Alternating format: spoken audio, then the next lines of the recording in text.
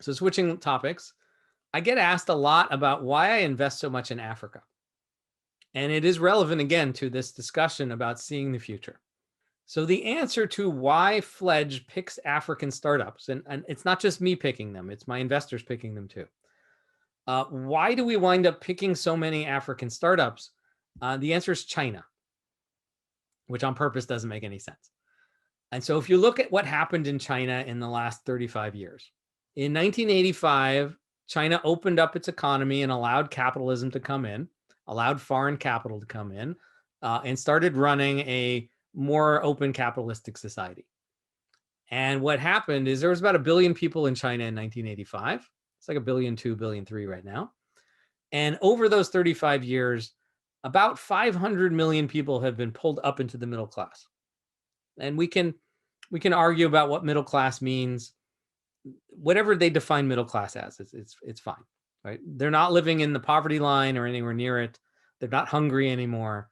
They may be working really long hours, but they consider themselves middle class. So not quite half their population, but 500 million people got pulled out of poverty with the Chinese economy, and it's still growing. Right there, we're getting near that top of the sigmoid curve for them, but it's still growing. Then India in the 90s, they were watching this, right? They're big rivals, and they were watching this and said, well, we want that too. We want to do something similar, and they're very different cultures, and so they had to do it in a different way. But by 1991, 1992, India opened up its rules as well.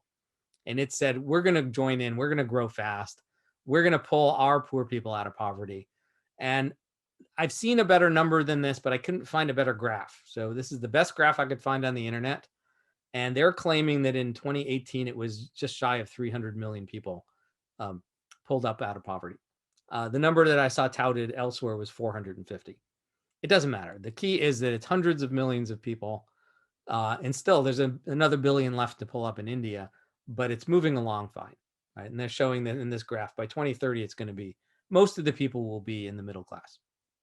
So when you look at the population of Africa, right? So we think of China as 1 billion and change, India is 1 billion and change. When you look at the population of Africa, what most Americans don't realize is there is 1.2 billion people living on the continent today. Actually, it was his 2016 number. So it's probably almost 1.5 billion people. Think of it as we usually put a line at sub-Saharan Africa and we argue over where the line is. There's 1 billion people living in sub-Saharan Africa today. And we know that half of them are under the age of 18. And because half are under the age of 18, they're going to be in the next 10 years adults, and they're going to have kids. And the people who are adults now are mostly going to still be alive. And therefore, we're going to see at least doubling of population by 2040. That's just demographics. That's baked into the system at the moment, is there will be at least 2 billion people living in Africa by 2040. The open question that this graph and lots of others are trying to answer is, how many does it get to by 2100? It might be 3 billion, it might be 4 billion. We don't know. What you should note here is that Asia is going to drop. Both China and India will get to be older countries with fewer kids sometime in the late 21st century. And Africa won't get there until the 22nd century. So there's going to be a lot of people living on the continent of Africa in the next 20 years, 19 years even.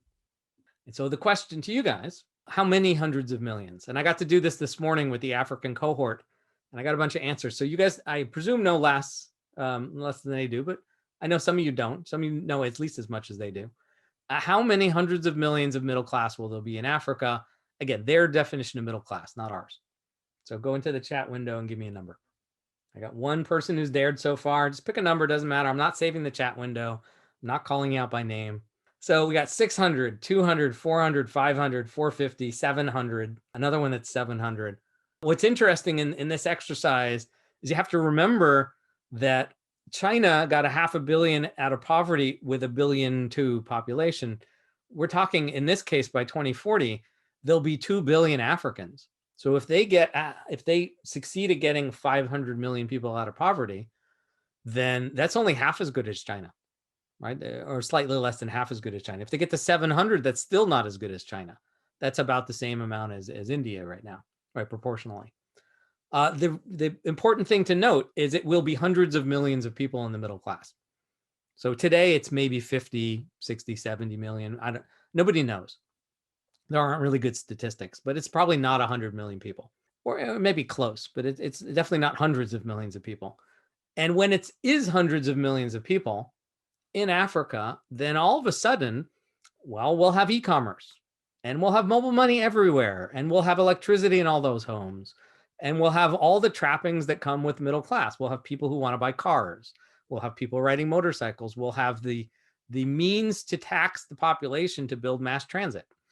All these technologies that we take for granted in the US and Europe, they will be implemented in the African cities by 2040 because there will be hundreds of millions of people who want them and pay for them. And so that, following off the same ideas that I've been talking about for the last hour, that is why I'm so bullish on Africa. And so a few examples of what real life companies that you could have invested in a few years ago, and you may still have a chance to invest in if you join the African cohort or you just want to invest in them directly. One came through Fledge 5 years ago. It's called Cold Hubs. They do solar powered cold rooms in the marketplaces in Nigeria. Solar powered because the Nigerian electric grid is notoriously terrible, and cold rooms because it's hot in Nigeria and the food goes bad in 48 hours. So if you don't sell your produce in 48 hours, it's compost. You don't get any money for it. When they came to Fledge, it was one prototype building that had been moved. It was small and fit on a truck on purpose because it had been brought from market to market to test it out.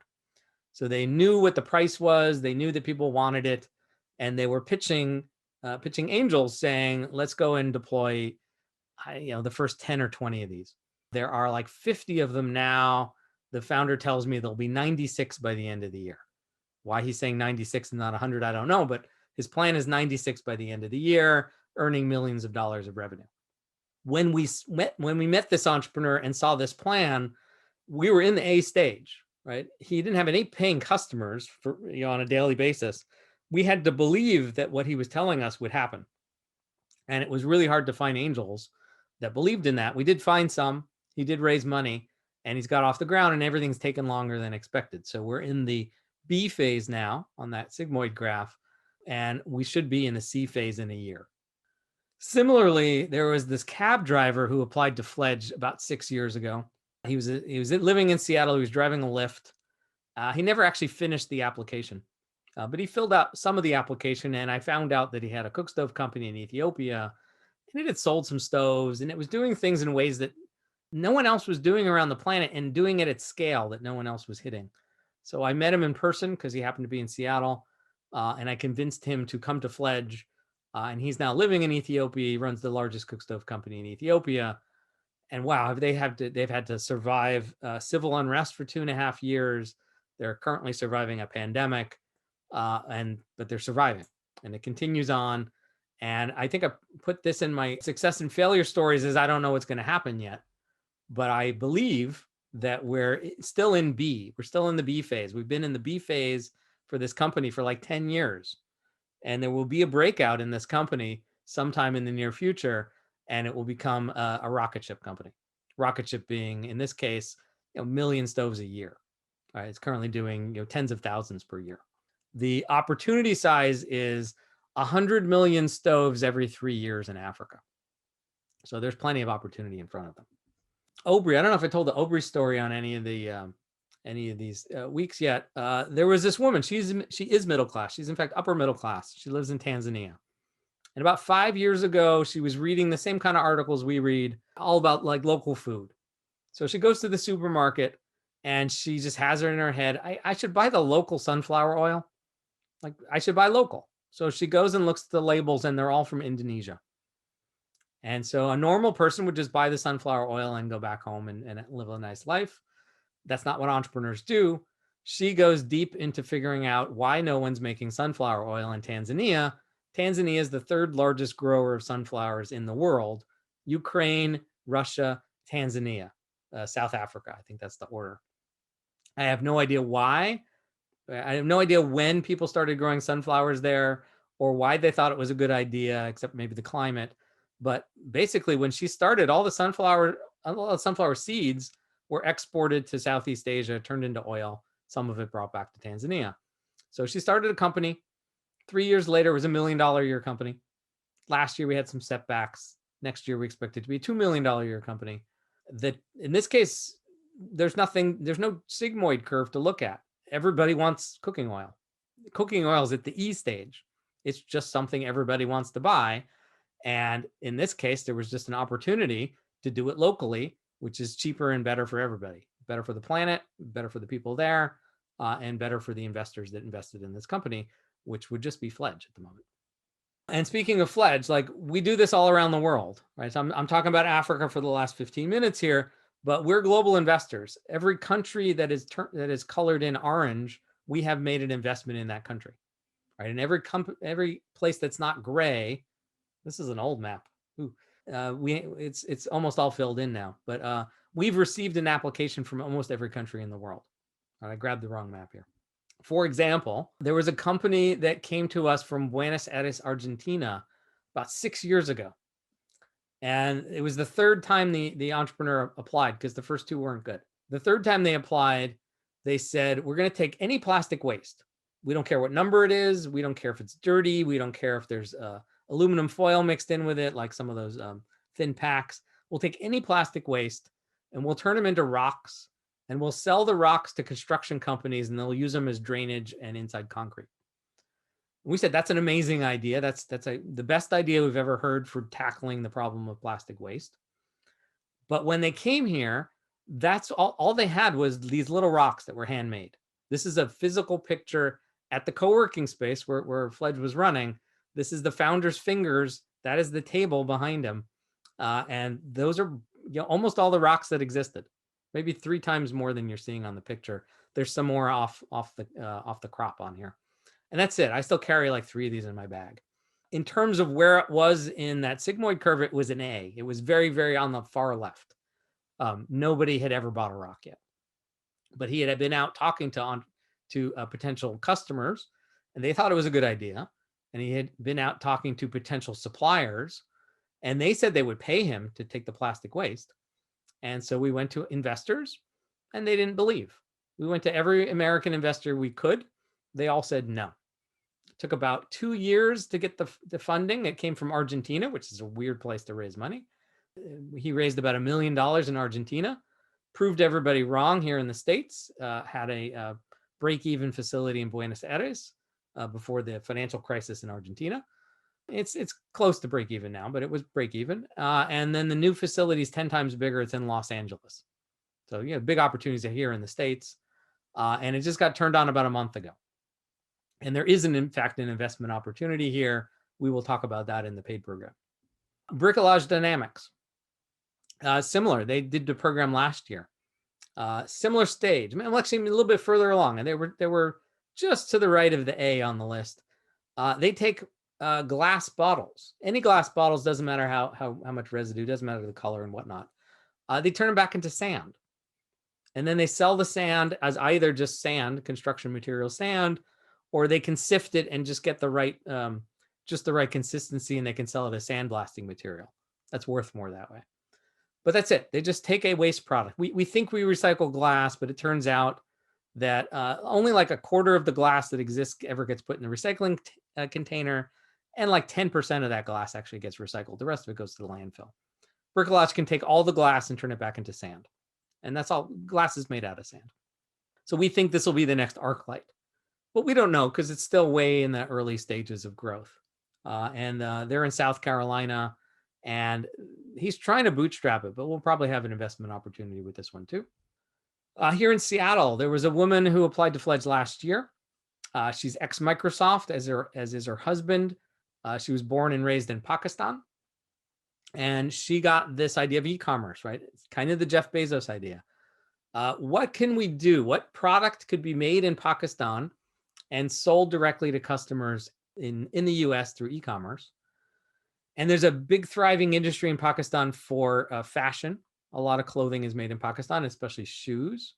So she found a bunch of artisans in Pakistan, and they make shoes to her design. They're based on traditional shoes, but they've been tweaked to be more appreciated by Americans. There's some changes she made to them. She just put this online on an e-commerce site, just a Shopify site. Started selling shoes about 2.5 years ago. And her timing in terms of pandemic was great because people were stuck at home. So she sold a lot more shoes last year than the year before.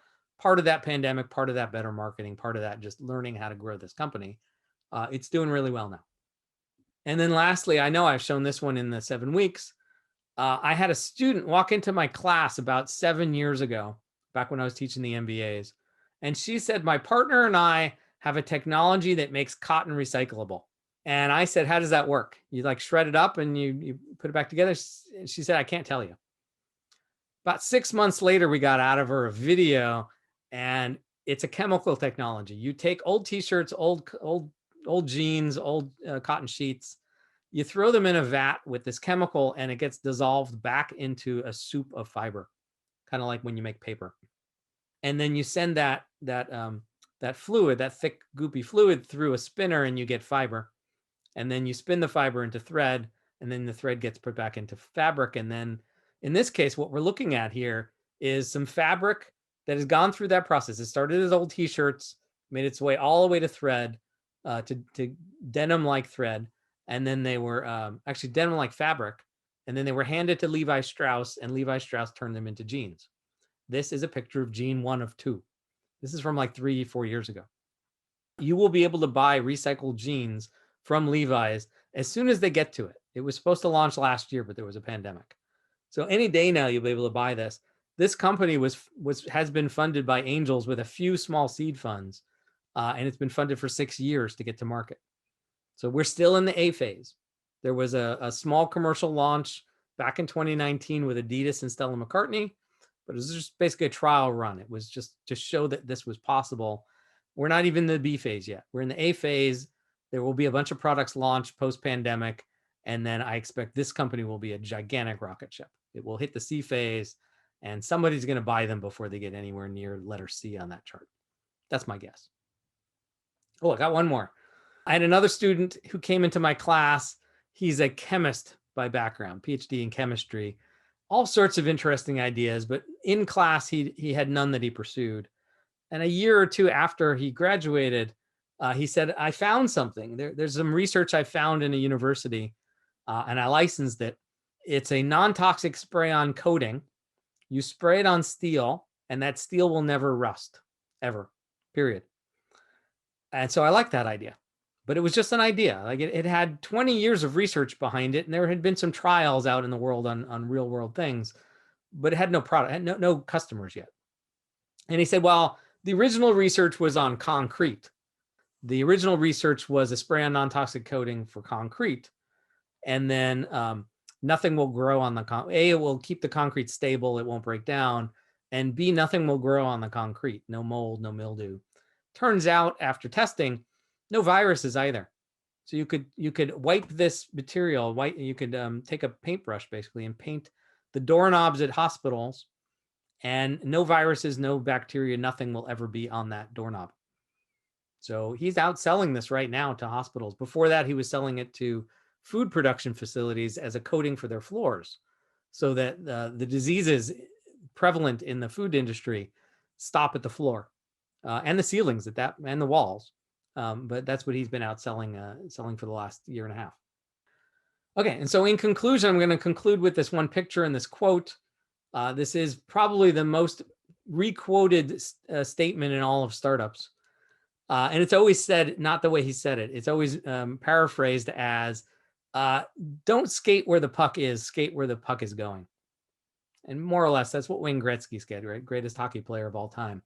You have to know where the world is going if you're going to invest in companies, because you have to be, they have to have a product that's ready for the market a year or two from now.